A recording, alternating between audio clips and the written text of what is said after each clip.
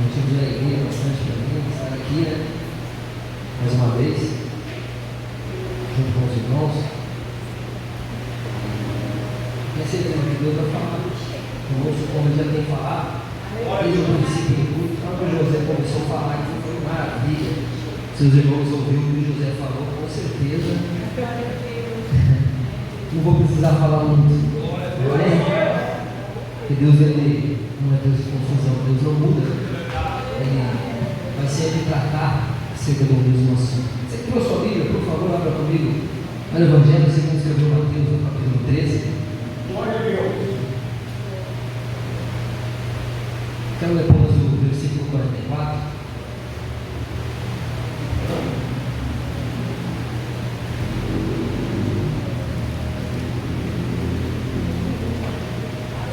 Amém? A palavra do Senhor diz assim: também o reino dos céus é semelhante a um tesouro escondido num campo, que um homem achou e escondeu, e tomado de grande alegria, vai, vende tudo quanto tem e compra aquele campo. Amém? Pode se assentar. Glória a Deus. Glória a Deus. Maravilha. Falar da palavra do Senhor não é fácil, dá um jeito na barriga, dá uma grande responsabilidade. Vai ser muito mais fácil conversar sobre qualquer outro assunto do que falar sobre a palavra do Senhor, né? Porque existe um temor, existe uma grandeza, porque não é somente uma história com letras, Deus abençoe. Fatos que aconteceram, que mudaram histórias, mudaram vidas e continuam mudando. Mudou a minha, mudou a sua, e ela ainda continua com o poder para mudar. O texto que eu acabei de ler fala acerca de uma parábola que Jesus conta, acerca de um homem que encontrou um tesouro. E de tantas parábolas que Jesus conta, Jesus contava muitas parábolas, essa aqui, particularmente, é a que eu mais gosto. Porque foi a primeira parábola que eu identifiquei muito com ela. Quando eu li ela pela primeira vez, eu falei: nossa, esse homem sou eu. Esse homem sou eu. Esse tesouro que está escondido, eu sei quem é. E eu precisei passar por algum processo, vender algumas coisas, não material, mas espiritual. E a gente já chega lá. Mas, eu quero voltar um pouquinho. No princípio do capítulo 13, Jesus ele vai dar uma sequência de parábolas. Ele vai iniciar uma enxurrada de parábolas. Ele começa com a parábola do semeador, depois ele vai para o joio, o trigo, e ele, assim sucessivamente, ele vai falando através de parábolas. Já que ele lança a primeira parábola do semeador, os discípulos sim ficam meio indignados, e eles vão e se encontram com Jesus. Fala: Senhor, por que o Senhor fala por parábolas para eles? E Jesus é bem claro, ele diz assim que esse povo tem um coração endurecido. Eles têm ouvido, mas eles não ouvem. Eles têm olhos, mas não veem. E é por isso que eu falo através de parábolas, para cumprir também uma profecia antiga, mas também para que eles possam, através da minha voz, abrir o seu coração e passar a ouvir com o coração. Passar a ouvir não somente com os seus ouvidos, passar a ouvir com os seus corações. Para que eu possa os curar. E Jesus ele fala mais ou menos dessa forma, respondendo aos discípulos, para que eu venha curá-los, para que eu venha mudá-los. Eles têm que ouvir com o coração. Então, às vezes, você vai falar para mim uma vez: eu só prega a parábola, que é a segunda vez que eu venho aqui, e o Senhor me dá outra parábola. A primeira parábola eu falei sobre o filho pródigo, se não me engano, foi a parábola sobre o filho pródigo. E Jesus ele veio de uma sequência também de parábolas, mas Jesus sempre, nessa sequência, nessas duas sequências, com um objetivo. Lá no filho pródigo, Jesus ele falava sobre uma festa, depois de se encontrar o que se havia perdido. Em todas as três parábolas você vai ver esse propósito, esse objetivo. Tanto da dracma que se perdeu e se fez a festa, né? A ovelha que se desgarrou do rebanho e logo em seguida também fez a festa. E o filho, quando retorna à sua casa, houve também aquela festa. Não diferente, Jesus nessa sequência de palavras, ele também vai dizer acerca de um propósito. Ele vai falar agora acerca do reino dos céus. E ele começa a usar coisas terrestres. Ele começa a usar o cotidiano dos homens que o seguiam e das pessoas que o arrodeavam. Ele começa a usar o plantio do homem trabalhador que plantava para a sua sobrevivência, ou até mesmo para obter um tipo de lucro em cima disso, mas tudo contando para que as pessoas pudessem compreender e entender. Mas o objetivo dele, em todas essas palavras, era o reino dos céus. Tem uma sequência, e é legal, a sequência eu gosto de, quero que você acompanhe comigo, então a gente fica meio perdido. Ele começa com a do semeador. Os discípulos pedem a explicação. Ele explica para os discípulos. Depois ele vem com a do joio e do trigo. Aí ele começa a falar sobre o grão de mostarda. Essa também eu gostava muito, essa do grão de mostarda. O pastor Paulo uma vez pegou no pé. Ele falou acerca dessa parábola. Ele pegou uma folha em branco, pegou uma caneta, fez um pingo com a caneta e falou: esse aqui é o tamanho do grão de mostarda. Um pingo. Dependendo da distância, você não consegue enxergar direito. Esse daí era a semente do grão de mostarda. Mas Jesus vai dizer que crescendo ela se torna uma árvore, a ponto dos passarinhos se esconderem embaixo da sua sombra. Isso também faz parte do reino dos céus. E ele continua falando da mulher que tomou as medidas de farinha. Ele fala da pérola de grande valor. E essa me chama a atenção. Essa do tesouro, essa mexe comigo. Ele fala sobre um homem que foi lavrar um campo, foi trabalhar naquele campo. E chegando lá naquele campo, ele encontrou um tesouro escondido. E após encontrar aquele tesouro, ele voltou, vendo tudo bonitinho.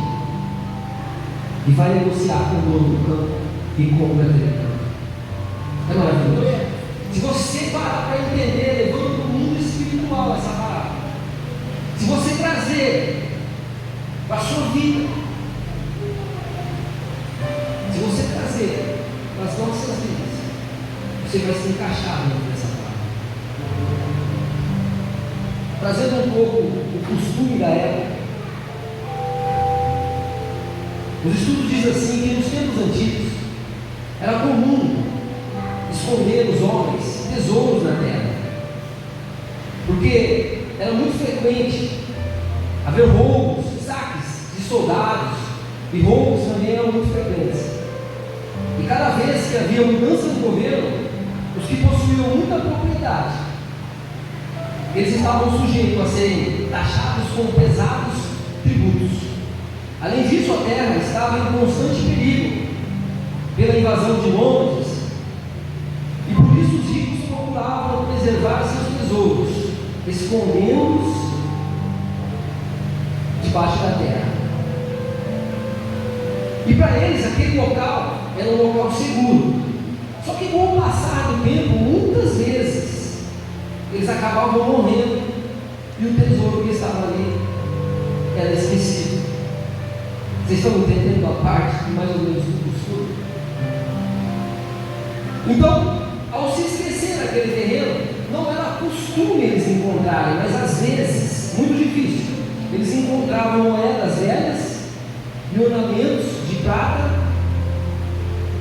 e de ouro. O que aconteceu com esse homem foi o seguinte: sem entender, sem perceber, ele não queria, ele não foi uma caça ao tesouro com um mapa na mão. Ele simplesmente foi trabalhar. Para ele trabalhar, ele precisava de um local maior. Ele foi até esse homem, era normal na época, foi até esse homem, alugou a sua terra para que ele viesse plantar na terra terra desse homem, usando como se fosse dele. O aluguel, amém? Ele sai da sua casa, pega os seus bois, todos os seus apetrechos, suas ferramentas, que servem para lavrar a terra, para cuidar da terra, para que venha a favorecer o plantio. Ele sai do seu lugar e vai lá, aluga aquela terra, levando assim os bois, começa o seu trabalho naquela terra alugada. A terra não é dele. Amarra os bois no jugo. Eu não sei se é assim, é no jugo, né, pastor? No jugo. E começa a lavar, tocando os bois vai lavando. Aí de repente aquele homem, depois de talvez algum tempo trabalhando ali naquela terra, ele sente aquela parte do ferro, não sei dizer o nome, sabe? Aquela que lava, aquela que fica, o arado, né? O arado, isso. O arado talvez tenha batido em alguma coisa ali embaixo. Quando ele vai verificar, ele percebe que ele encontrou um tesouro. Irmãos, aquele homem tomado de muita alegria, diz o texto. Para mim, ele para na hora o seu trabalho, nem termina o dia. Ele volta correndo para sua casa, e já em seu coração estava assim: eu preciso daquele terreno, eu preciso daquele tesouro, eu preciso daquele lugar. Aquele tesouro que eu encontrei, ele vai suprir todas as minhas necessidades, não somente para agora, não somente para amanhã, não somente para depois da manhã, mas ele vai garantir a minha aposentadoria, da minha família, dos meus familiares. Esse tesouro, ele é suficiente.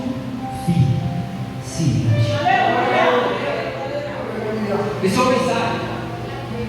Esse homem volta para o seu lar e agora complica um pouco a situação. A Bíblia diz que ele vai e volta, vende tudo que tem. Não disse se ele era casado, mas possivelmente, se ele fosse casado assim como eu chegasse em casa e falasse para a minha esposa que eu vou vender seu fogão, ia ficar meio complicado. Se eu falasse para ela, vou pegar essa batedeira sua, você tanto gosta, eu vou vender. Ela fala, não, vende tudo, mas não minha batedeira não, por favor. Mas o texto diz que ele vendeu tudo. Ele vendeu tudo. Sabe por quê? Porque ele achou uma suficiência maior. Eu quero que você entenda agora. Eu não sei se você encontrou esse tesouro, mas se você encontrou, você vai compreender que esse tesouro, ele é maior do que carro, ele é maior do que moto, ele é maior do que casa. Eu fico pensando, esse homem lá chegou para sua esposa, para sua família, você estava trabalhando e lavrando a terra, provavelmente, com certeza, ele tinha família, filhos. Ninguém trabalha no trabalho árduo, duro, se não tiver família para sustentar. Tem que encarar. Ele estava lá de volta, chegando lá, sua esposa lá esperando, e falou: mulher, eu encontrei um tesouro maravilhoso, magnífico. Só que a gente vai ter que vender a nossa casa. Talvez a mulher olhou para ele e falou assim: mas será que vale a pena? Será que esse tesouro? Será que você no calor, na emoção, você ficou um pouco equivocado? Será que esse tesouro assim é tão valioso assim, a ponto de você deixar realmente tudo isso? Será que vai valer a pena mesmo você deixar para lá isso daí por causa desse tesouro? Talvez algumas falou igual a mulher de Jó. Viu? Não tem mais jeito, não amaldiçoa Deus e morre. Não vai vender nada que é meu, não tem mais jeito para você, não estou fazendo nada. Olha a comparação meio boa aqui, mas tem pessoas que se apegam tanto com as coisas, que se acontecesse uma coisa parecida com essa, ela ia dizer assim: não, eu prefiro ficar aqui com o que eu já conquistei, batalhei e lutei, do que trocar por algo novo, por esse tesouro que você diz ter encontrado. Mas olha isso que o texto diz que ele saiu, vendeu tudo quanto tinha. Ele precisava de dinheiro para comprar aquele campo. Porque dentro daquele campo existia algo maravilhoso. Dentro daquele campo existia um tesouro. Eu fico pensando também, se eu chegar para minha mulher e falar para ela, filha,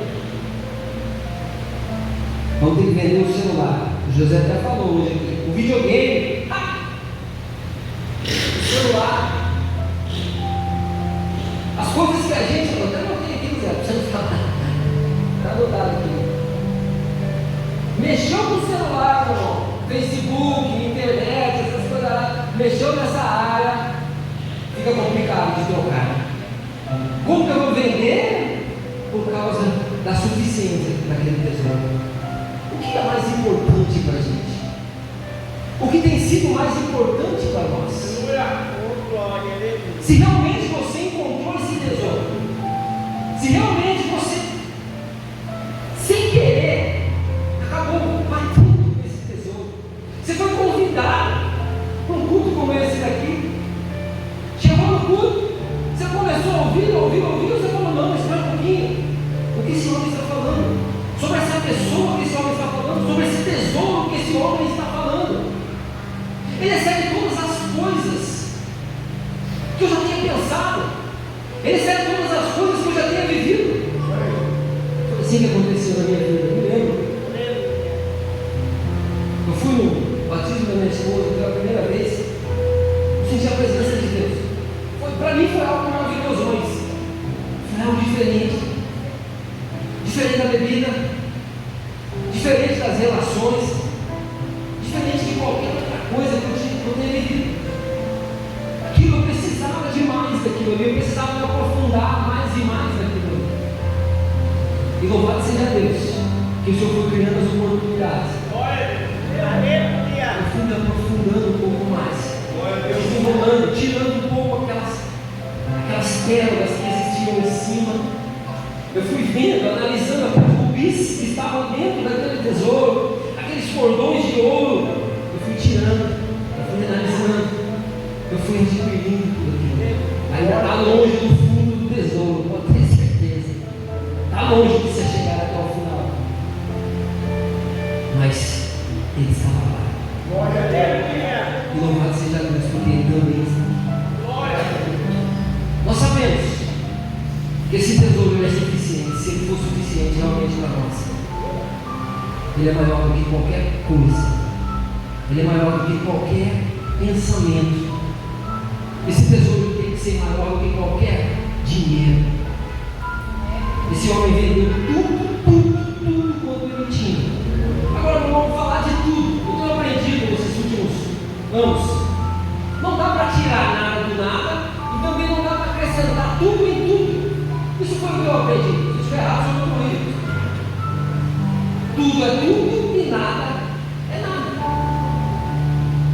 Quando esse homem vai e vende tudo quanto ele tinha, é como se Jesus estivesse falando assim: o seu orgulho, o seu ego, e eu me lembro de mim, seu egoísmo, seu orgulho, a sua insensatez, sua perversidade, suas inimizades, você vai deixar tudo lá, vai vir junto, vai ficar tudo lá, tudo. Você não vai trazer nada, você vai vir vazio. A única coisa que você vai trazer vai ser o dinheiro para comprar o campo. Sabe qual é o dinheiro que nós vamos levar para comprar esse campo? É a nossa vida, a nossa entrega. Essa é a nossa entrega que nós vamos chegar diante de Deus e falar: Senhor, eu quero esse tesouro. Deus, eu preciso desse tesouro. Você vai deixar tudo de lado. Tudo. Jesus, uma certa vez, ele fala: aquele que não negar pai, mãe, irmã, e não deixar por amor de mim, esse não é digno de mim. Nós sabemos disso.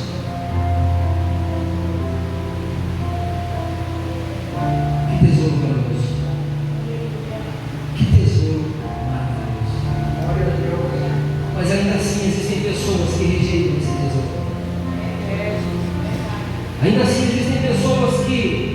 ouvem, como Jesus tinha acabado de falar aqui no início do 13, ouvem e tem o coração duro, não recebem com o coração,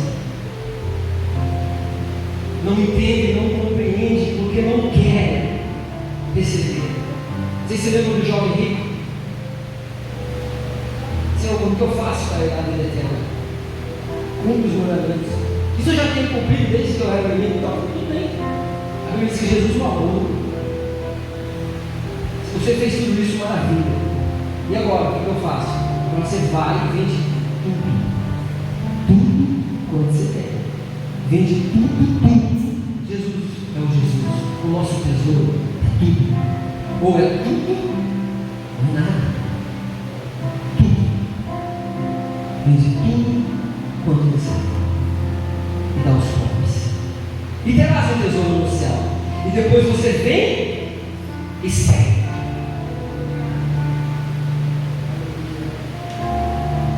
E o jovem saiu feliz correndo atrás de Jesus. Olha esse texto diz. O texto diz que o jovem abaixou a sua cabeça e saiu triste. Na contramão de Jesus. Jesus foi para um lado e foi para o outro. Voltou para suas riquezas, para suas fazendas, para o seu orgulho, para o seu egoísmo. Não recebeu a maravilhosa graça desse tesouro maravilhoso que é Jesus Cristo. Infelizmente, acontece isso. Mas eu louvo a Deus, porque esse tesouro ele supre também as nossas necessidades. O próprio Jesus, eu estou colocando ele aqui como tesouro, vocês estão entendendo bem? O próprio Jesus, ele vai dizer em Mateus capítulo 6, versículo 33, que nós não devemos preocupar com comer, beber, vestir. E todas essas coisas os gentios preocupam. Todas essas coisas as pessoas têm lá fora. Todas essas coisas nós também andávamos atrás delas. Mas antes nós devemos buscar o reino de Deus e a sua justiça. E todas essas coisas serão acrescentadas. O tesouro supre comida. O tesouro supre bebida. O tesouro supre vestimenta. E nós ficamos aí preocupados, indignados com tantas coisas. A palavra vai dizer que o tesouro vai suprir. O tesouro vai cuidar. O tesouro dá descanso para o cansado. O tesouro alivia aquele que está pesado. Vinde a mim, vós que estáis cansados e sobrecarregados. Eu vos aliviarei. Tomai sobre vós o meu jugo e aprendei de mim, que sou manso e humilde de coração. E encontrarei descanso para as vossas almas. O tesouro da alívio. Por isso que esse homem saiu desesperado a procurar. É por isso que ele queria aquele campo de todo jeito. É por isso que ele vendeu tudo e trocou tudo que ele tinha. Ele queria aquele tesouro era suficiente. Meus irmãos, tem uma citação de um pregador muito interessante que eu gosto. Isso ficou guardado no meu coração há muitos anos atrás. Eu ouvi falar sobre isso. Ele diz assim que da suficiência de Jesus Cristo. Ele fala sobre a suficiência do nosso Deus. E ele faz uma comparação de um homem que recebeu a Jesus, é como um homem que ganhou 1 bilhão, estou fazendo por baixo, que ganhou 1 bilhão de dólar. Ganhou 1 bilhão de dólar. Mas para aquele homem levar aquele 1 bilhão, ele tem que ser acrescentado um par de meias sujas. E ele para e fala assim, mas por que um par de meias sujas? 1 bilhão já não é suficiente. Para que eu vou acrescentar mais alguma coisa a 1 bilhão? Eu posso comprar bilhões de meias. Por que eu tenho que levar mais isso? O Evangelho de Jesus, ele tem que ser suficiente na nossa vida, a ponto de nós não acrescentarmos mais nada. Muitas vezes nós queremos acrescentar algo a mais. O tesouro, ele é suficiente. Ele vale muito mais do que 1 milhão. Você não precisa chegar num lugar como esse aqui, alguém falar para você, precisa agora, você tem que ouvir a voz do Senhor, porque senão você não vai ganhar um carro novo, porque senão você não vai conseguir aquela casa própria. Você está acrescentando algo a 1 milhão. Que casa própria? Você já tem uma casa no céu, onde o tesouro comprou pelo seu próprio sangue. Por que você precisa acrescentar mais um carro, mais alguma coisas? Se o tesouro comprou mais valioso que a nossa salvação. Ele é o pão da vida. E João 6,35 diz que ele é o pão da vida. Ele supre as nossas necessidades, dando-nos vida. Nós que estávamos mortos em pecados, não tínhamos direito, e ainda não temos, mas pela graça, nós podemos hoje alcançar a Deus. Por causa do tesouro, hoje nós podemos, por causa do pão que nos dá a vida, hoje nós podemos alcançar o nosso Deus. Aquele tesouro, ele é suficiente. Aquele tesouro, ele tem que ser suficiente. Ele é o Cordeiro de Deus. João Batista vai dizer que ele é o Cordeiro de Deus. Em João 36, João vem passando e comenta com seus discípulos: eis aí o Cordeiro de Deus. Talvez você não entenda o que quer dizer isso. O que quer dizer ser o Cordeiro de Deus?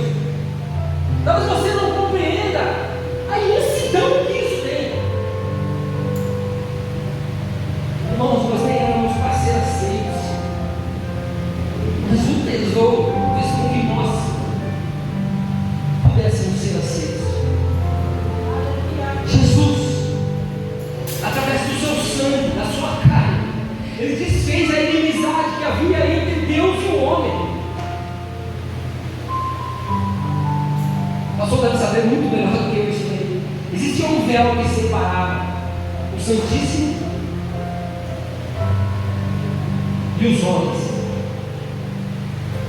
Uma vez por ano, o sumo sacerdote podia entrar naquele lugar para oferecer sacrifício pelos pecados do povo e pelos pecados dele também.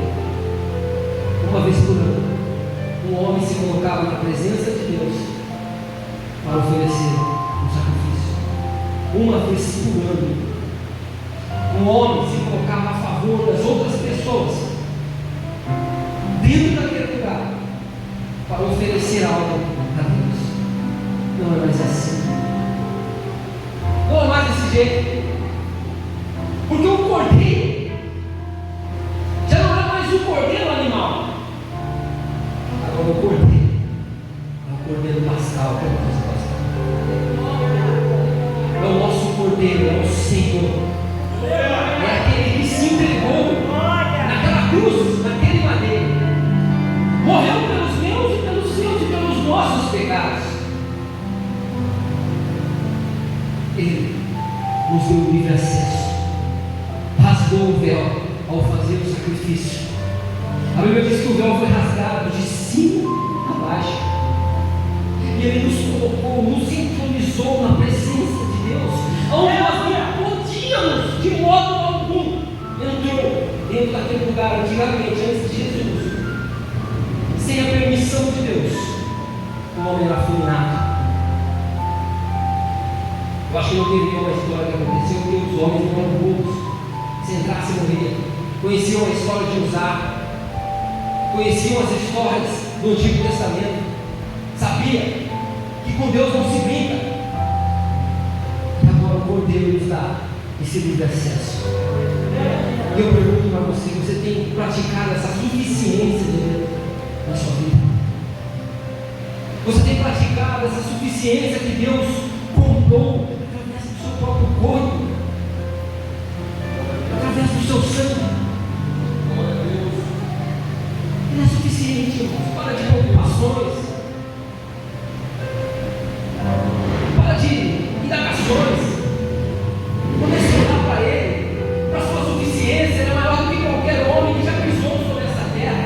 Ele é maior do que qualquer ser que já existiu, ao qual seus olhos possam contemplar, não sei, nos momentos mais estranhos da sua vida. Ele é maior do que tudo. Ele é suficiente. Ele é suficiente. Eu quero ler com vocês, para encerrar, em 2 Coríntios 4, versículos 6 e 7.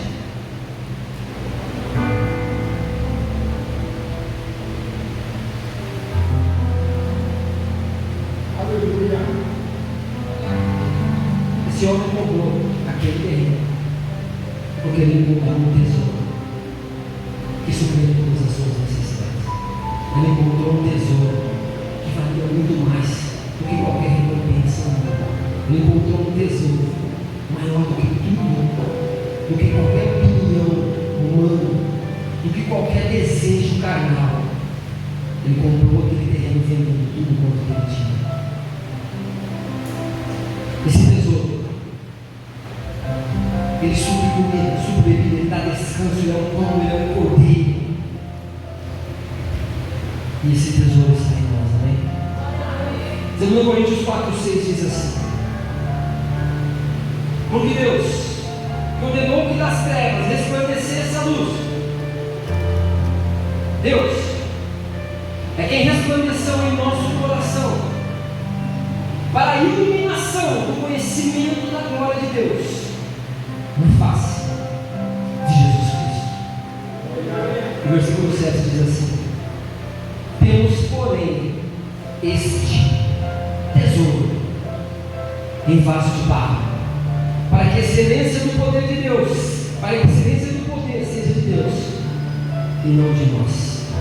O conhecimento da glória de Deus revelado na face de Jesus Cristo é um tesouro que está dentro do nosso coração.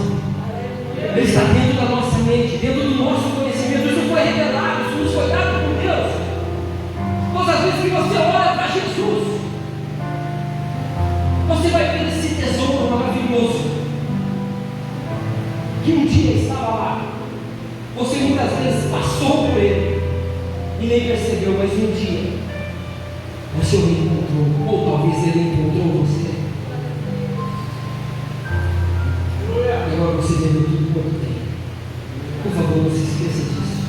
Você já vendeu tudo quanto tem. Você já deixou de lado já as amizades, as emulações, as fofias, as iras, as dissensões, todas as outras coisas mais ficou todas para trás. O apóstolo Paulo diz que uma coisa eu faço, é que me esquecendo das coisas que falam para si, eu avanço para as que estão adiante de mim. Eu creio na soberana vocação de Deus que está em Cristo Jesus. Se coloque de pé, vamos orar. Esse tesouro é valioso. Glória a Deus. Esse tesouro é suficiente. Esse tesouro é uma pessoa que nos lava, nos purifica, que nos transforma, que nos molda. E ao deixarmos tudo, ele tem tipo uma promessa, como já foi dito hoje aqui: morarmos juntos com ele um dia, habitarmos no lugar onde ele habita, vivermos onde ele vive. Essa é a promessa que esse tesouro nos deu. Essa promessa que esse tesouro nos fez. Eu não sei você, mas eu desejo esse tesouro. Eu preciso desse tesouro todos os dias. Como eu já disse, eu preciso tirar cada vez mais coisas de dentro desse tesouro, pois ele é uma fonte que jorra para a vida eterna. E ela nunca se acaba. Inclina sua cabeça, nós vamos orar. Pai, em nome do Senhor Jesus Cristo. Em nome desse tesouro maravilhoso que o Senhor enviou para essa terra. Deus, eu agradeço ao Senhor pela tua graça, sua misericórdia, o seu favor. Senhor Deus, eu peço, meu Deus, que o